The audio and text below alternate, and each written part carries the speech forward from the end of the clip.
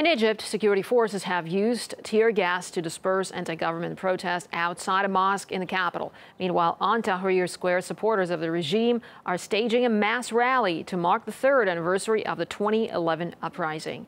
The build-up to the anniversary was marred by a series of deadly explosions across Cairo, with 6 people killed on Friday. Dozens more were injured in the 4 blasts, which included a powerful car bomb outside a security headquarters. An al-Qaeda-linked group has admitted to being behind the carnage and is warning civilians to stay away from police buildings. The attacks have sparked public anger against the outlawed Muslim Brotherhood, even though it denies any involvement. Their supporters held rallies across Egypt, which descended into violence on Friday, with at least 15 people killed in clashes with police. RT's Beltrou is in Cairo. 3 years on from the 2011 revolution, Egypt was supposed to be celebrating. Instead, deadly bomb blasts rocked Cairo, targeting police officers. As the country descends into chaos, Egyptians are dangerously split between those who back the military and those who support ousted Muslim Brotherhood President Mohammed Morsi. Crowds of people gathered at the site of the bomb blast, which ripped open the facade of Egypt's main police headquarters in Cairo. The people here, like many in government, blame the Muslim Brotherhood and say it is an avenged attack on the state after they ousted Islamist President Mohammed Morsi.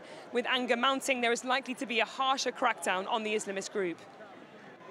Execute the Brotherhood. They are to blame for this. The terrorists want to break the country in half.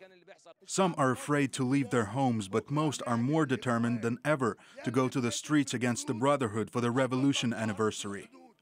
The military-installed government accuses the Brotherhood of being behind a rising insurgency and a spike in terror attacks. The media has observed the scheme announced by the Brotherhood at their meetings abroad. They want to disable the country's political roadmap and disturb the referendum on the constitution. The Muslim Brotherhood is just a tool. Our enemy is the foreign element that controls these tools. All Egyptian people know about this. But hundreds of Brotherhood supporters are in jail, and they say they are under attack from the power-hungry military. This month, the majority of the population approved a new constitution that broadened the army's powers.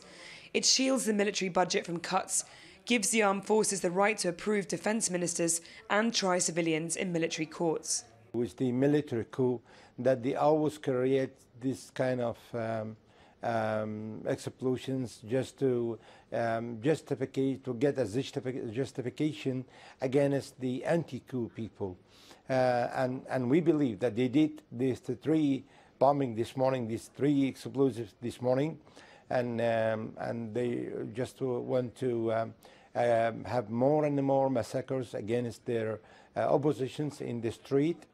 3 years after the uprising, which saw the country unite against the dictatorship, Egypt is now increasingly divided. Rather than celebrating a new democracy and much-needed change, Egyptians are steeling themselves ahead of more violence. Beltrou for RT, Cairo.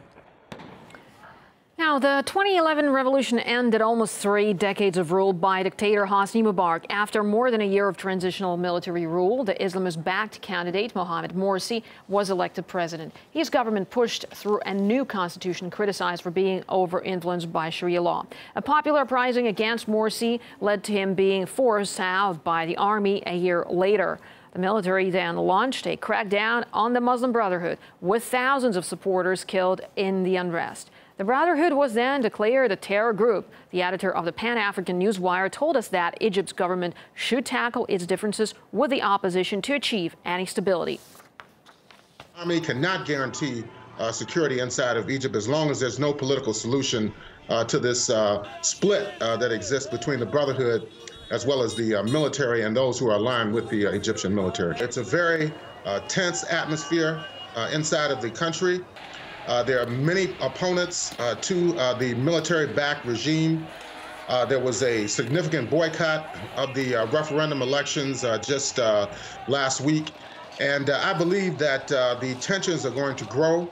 And as long as the current interim government remains intransigent and wants to continue the repression of the Muslim Brotherhood and other forces inside the country who disagree with their rule, there's potential for more conflict, both in the streets as well as the type of attacks that we saw earlier yesterday.